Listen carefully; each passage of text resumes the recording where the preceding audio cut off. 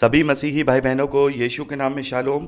Praise the Lord. जय मसीह की। यीशु मसीह में आपका भाई जेम्स आप सभी का इस बाइबल अध्ययन कार्यक्रम में एक बार फिर से बहुत बहुत स्वागत और परमेश्वर का धन्यवाद करते हैं। मेरे प्यारे भाई बहनों, परमेश्वर का धन्यवाद है। आज से हम निर्गमन की पुस्तक का अध्ययन शुरू करने जा रहे हैं। एक छोटी सी प्रार्थना के साथ आज के अध्ययन को हम शुरू करेंगे। हालेलुया। धन्यवाद पिता परमेश्वर, धन्यवाद करते हैं आपके अद्भुत रीति वाले प्रेम के लिए जो आपने अपने इकलौते पुत्र को देकर हम सभी पर प्रकट किया। धन्यवाद करते हैं महान पिता परमेश्वर, आपके अनुग्रह, आपके महान प्रेम, आपकी तमाम आशीषों के लिए। धन्यवाद करते हैं महान पिता परमेश्वर इस बाइबल स्टडी प्रोग्राम के लिए जिससे हम आत्मिक रूप से आशीषित हो रहे हैं।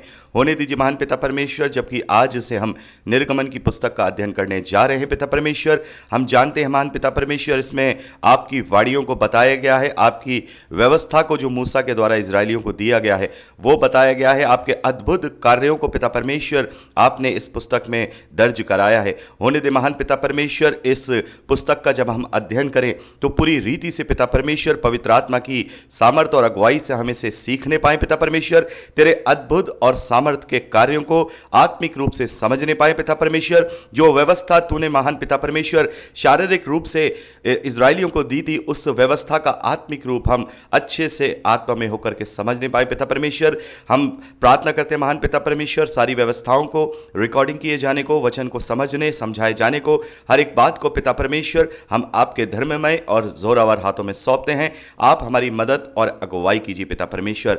सारा आदर देते हैं, सारी महिमा देते हैं और इस प्रार्थना को यीशु के सामर्थ्य और मीठे नाम में मांगते हैं, आमीन। एक बार फिर से आप सभी का स्वागत है। हम अध्ययन कर रहे हैं निर्गमन की पुस्तक का और अब समय है कि हम उसके दूसरे अध्याय 11वें वचन से आगे का अध्ययन करें। यहाँ 11वें वचन में हम पढ़ते हैं, ऐसा हुआ कि जब मूसा जवान हुआ और बाहर अपने भाई बंधुओं के पास जाकर उनके दुखों पर दृष्टि करने लगा, तब उसने देखा कि एक मिस्री जन एक इब्री यानी इजरायली भाई को मार रहा है। तो मेरे प्यारे बहनों, इससे पहले कि हम आगे का अध्ययन करें, मैं एक बात पर रोशनी डालना चाहूंगा कि यहाँ पर हम देखते हैं कि परमेश्वर ने अपनी पहली वाचा को जो इजरायलियों को दी है वो मूसा के द्वारा दी है। और मूसा जो कि दास के घर में पैदा हुआ है, एक तरीके से देखा जाए कि इजरायली उस वक्त मिस्रियों के गुलाम हैं और वो दास गुलाम के घर पैदा होने के बावजूद भी वो एक ऐसे बचपन को जीते हैं जवानी तक, क्योंकि वो फिरौन की बेटी के द्वारा एडॉप्ट किए गए हैं। यानी कि सारे राजशाही परिवार का एक बेटा, एक राजशाही परिवार का सदस्य रह करके उनकी पूरी जवानी तक उनका जीवन बीता है। ना कोई वहां कोई प्रॉब्लम होगी, ना कोई किसी भी बात का कोई दुख होगा। यानी कि अगर वो हम देखें, अगर वो दासों के बीच में रह करके पलते बढ़ते तो शायद वहां पर पूरे समय उनको मजदूरी करनी पड़ती, पूरे समय उनको इस तरीके से आगे बढ़ना पड़ता। लेकिन परमेश्वर ने यहां हम देखते हैं कि मनुष्यों में से जो चुना है मूसा को अपनी पहली वाचा के लिए, पहली व्यवस्था के लिए, तो उसे पूरा आराम यहां पर उसके जीवन में दिया है। लेकिन यदि हम इसी बात को अगर प्रभु यीशु मसीह से कंपेयर करें तो प्रभु यीशु मसीह को तो जन्म के समय सराय में भी जगह नहीं मिली थी और उसका जो जीवन था बिल्कुल साधारण एक मिडिल क्लास फैमिली की तरह उसका जीवन था। हम यूसुफ को देखते हैं, वो कोई बहुत अमीर नहीं थे, वो पेशे से कारपेंटर थे। और प्रभु यीशु मसीह का हम जो जीवन है वो देखते हैं, पूरे 30 साल के जब वो हुए हैं उसके बाद वो सेवकाई में आए हैं, तो 30 साल तक की उम्र तक हम देखते हैं कि वो वहां पर रंदा चला रहे हैं, वहां पर कुल्हाड़ा चला रहे हैं, पूरा मेहनत कश तरीके से एक सामान्य व्यक्ति की तरह वहां पर कार्य कर रहे हैं। परमेश्वर चाहते तो अपने इकलौते पुत्र का ये जीवन भी 30 साल तक शानो शौकत वाला कर देते, क्योंकि जब मूसा को राज परिवार दिया और उसके बाद परमेश्वर ने उसे इस्तेमाल किया, तो क्या वो अपने पुत्र के साथ ऐसा नहीं कर सकता था? मेरे प्यारे भाई बहनों, यहां पर हमें परमेश्वर के प्रेम को यहां पर समझने का मौका मिलता है कि किस कदर से परमेश्वर ने मनुष्यों से प्रेम किया है। प्रभु यीशु मसीह जो परमेश्वर होकर के भी मनुष्यों की समानता में हो गया।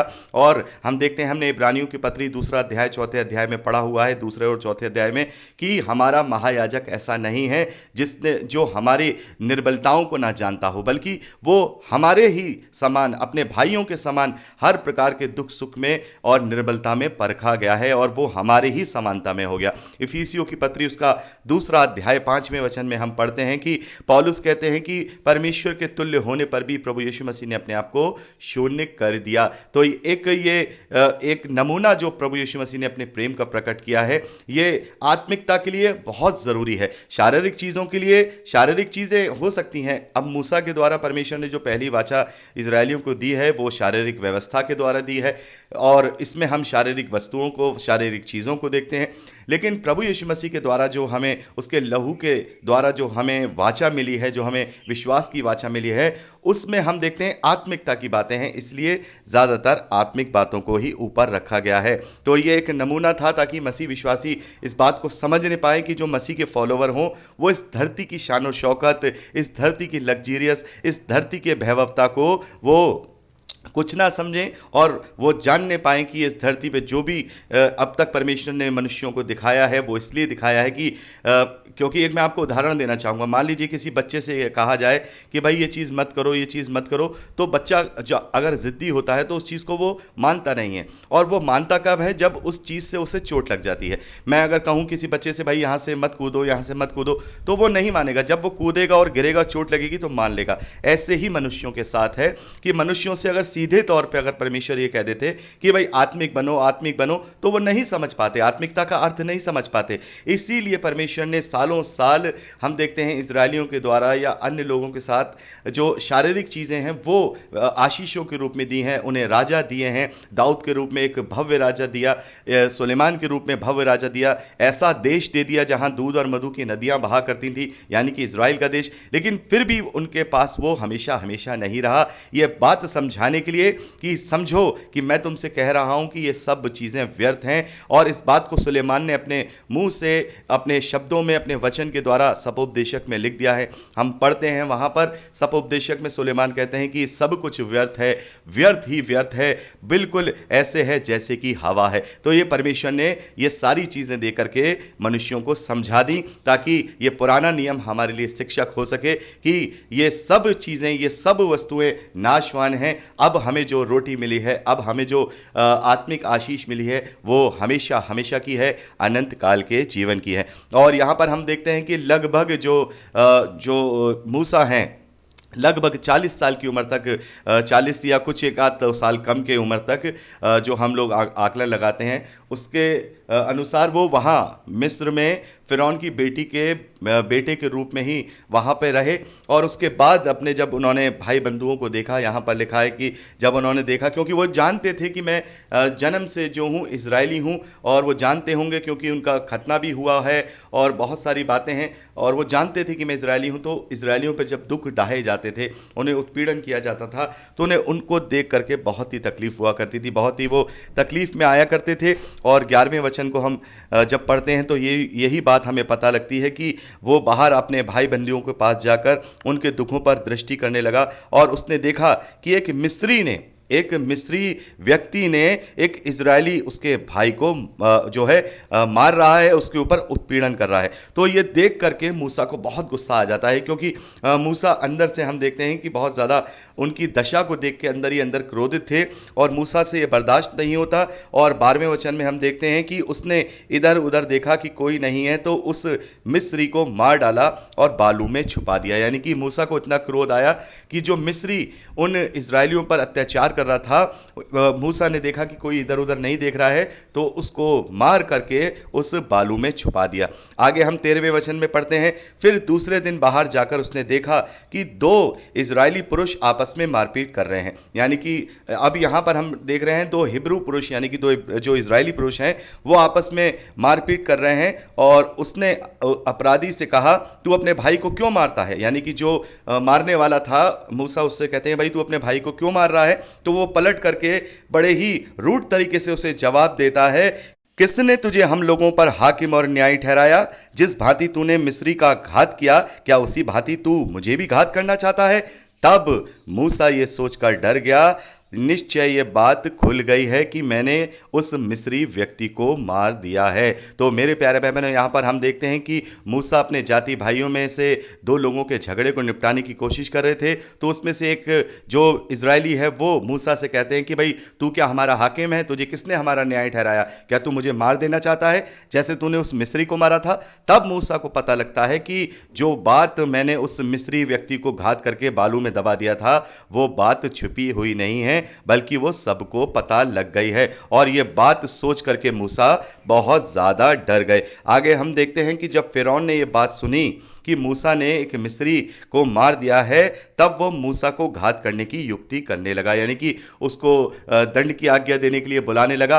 तब हम देखते हैं कि मूसा फिरौन के सामने से भागा और वो मिधान देश में जाकर रहने लगा। मेरे प्यारे भाई बहनों, हम देखते हैं कि यहां से मूसा ने मिस्र को छोड़ दिया और वो मिस्र में से मिधान नामक देश में जाकर रहने लगे। मिधान नामक देश, हम जब वर्ल्ड के मैप को देखते हैं तो इजराइल से नीचे जो सिनाई पेनिनसुला है उसके बगल में जो सऊदी अरेबिया का उत्तर का एरिया है उसको मिधान देश कहा जाता है। और वहां पर हम देखते हैं कि वो मिधान देश में जाकर के वहां एक कुएं के पास बैठ गया और मिधान के याजक की 7 बेटियां थीं और वे वहां आकर जल भरने लगी कि कटौती में भर के अपने पिता की भेड़ बकरियों को पिलाएं।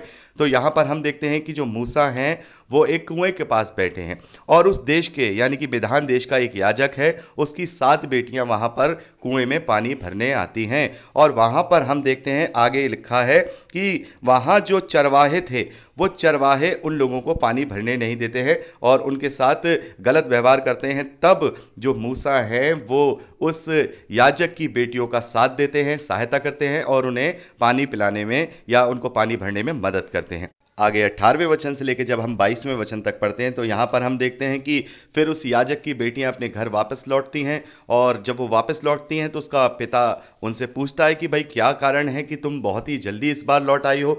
तब वो मूसा के विषय में बताती हैं कि एक मिस्री व्यक्ति हमें कुएं पे मिला था और उसने हमारी सहायता की। तब उनका पिता उनसे कहता है कि फिर तुम उनसे वहां पर छोड़ के क्यों आ गई हो, उससे अपने साथ लेके आना चाहिए था ताकि वो हमारे साथ भोजन करता। तब वो उसे अपने पास बुलाते हैं और मूसा उनके साथ रहने लगते हैं और वो याजक अपनी बेटी जिसका नाम सिप्पोरा है उसका विवाह मूसा के साथ कर देते हैं और उससे मूसा को एक पुत्र उत्पन्न होता है और उस पुत्र का नाम मूसा गोरशेम रखते हैं, जिसका मतलब होता है निकाल दिया जाना या परदेशी होना। तो यहां पर हम देखते हैं 23वें वचन से आगे, बहुत दिनों के बीतने पर मिस्र का राजा यानी कि वो फिरौन मर गया। इजरायली कठिन सेवा के कारण लंबी लंबी सांस लेकर आहें भरने लगे और पुकार उठे और उनकी दुहाई जो कठिन सेवा के कारण हुई वह परमेश्वर तक पहुंची। परमेश्वर ने उनका करहाना सुनकर अपनी वाचा को जो उसने इब्राहिम, इसहाक और याकूब के साथ बांधी थी स्मरण किया और परमेश्वर ने इजरायलियों पर दृष्टि करके उन पर चित्त लगाया। तो मेरे प्यारे भाई बहनों, हम देखते हैं कि जो मूसा हैं जब मिस्र से भागे हैं या हम कहें मिधान देश के लिए आए हैं तब उनकी लगभग आयु 40 वर्ष की थी और हम देखते हैं काफी लंबे समय तक मूसा यहाँ रहते हैं। यहाँ पर हमने जब 18वें वचन से लेकर 25वें वचन तक पढ़ा है तो यहाँ पर बहुत ही शॉर्ट में यहाँ ये सारी बात को बताया गया है, क्योंकि वो समय था जब मूसा ना ही परमेश्वर की बुलाहट को पहचानते थे, ना ही मूसा ने ये समझा था कि मैं परमेश्वर के द्वारा चुना गया हूं कि मैं इजरायलियों को छुड़ाऊंगा। तो वो एक सामान्य लाइफ को जी रहे थे। और जैसा कि हम प्रभु यीशु मसीह के विषय में भी देखते हैं, जब हम सुसमाचारों को पढ़ते हैं कि प्रभु यीशु मसीह के भी जो जीवन काल के विषय में ज़्यादा हम बाइबल में नहीं पाते हैं, क्योंकि जो मेन बातें हैं परमेश्वर के लिए, जो उसकी व्यवस्था के लिए, वही बातें पवित्र शास्त्र में ली गई हैं। ये हमें केवल हम देखते हैं यहाँ 7 या 8 वचन ही हैं और पूरी बात यहाँ पर लिख दी गई है कि भाई वो घर आए और ऐसा लगता है कि जैसे कि मूसा उनके घर पहुंचे और घर पहुंच करके जो सिपोरा है उनसे उस याजक ने विवाह करा दिया, उनके पुत्र हो गया। लेकिन ये काफी लंबा अंतराल है। हमने प्रेरितों के कार्य उसके 7वें अध्याय 23वें वचन से लेकर 30वें वचन तक पढ़ा है कि वहां पर स्टीफन बताते हैं कि मूसा जब मिस्र से चले थे तो उनकी आयु 40 साल की थी, और 30वें वचन में लिखा है कि पूरे 40 साल के बाद परमेश्वर ने उन्हें दर्शन दिए।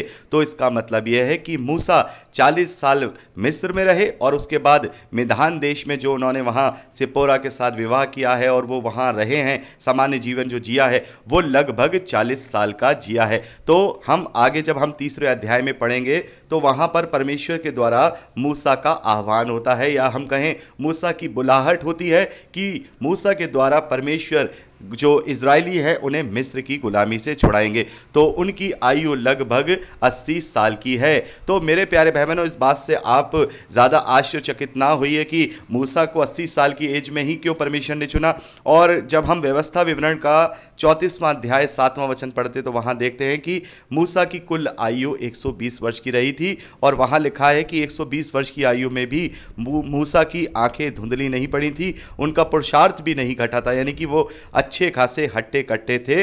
तो यहां पर मूसा बहुत ही अच्छे हट्टे खट्टे और बहुत ही एक्टिव हैं जब परमेश्वर ने उनकी बुलाहट की है। तो मेरे प्यारे बहनों, यहां पर मूसा के जीवन के 80 सालों के विषय में हमने यहां पर अध्ययन किया है, और बहुत ही कम समय में, कम वचनों में हमें ये यहां पर बताया गया है। जन्म से लेकर के उनके 80 साल तक का पूरा जीवन केवल दूसरे अध्याय में ही हम देखते हैं पूरा बता दिया गया है एक ओवरऑल तरीके से। जैसा मैंने आपको बताया कि इसका कोई खास इंपैक्ट नहीं है, इसीलिए ये यहां पर दर्ज नहीं किया गया है। तो तीसरे अध्याय में अभी हम परमेश्वर के द्वारा मूसा का आह्वान है उसके विषय में पढ़ेंगे।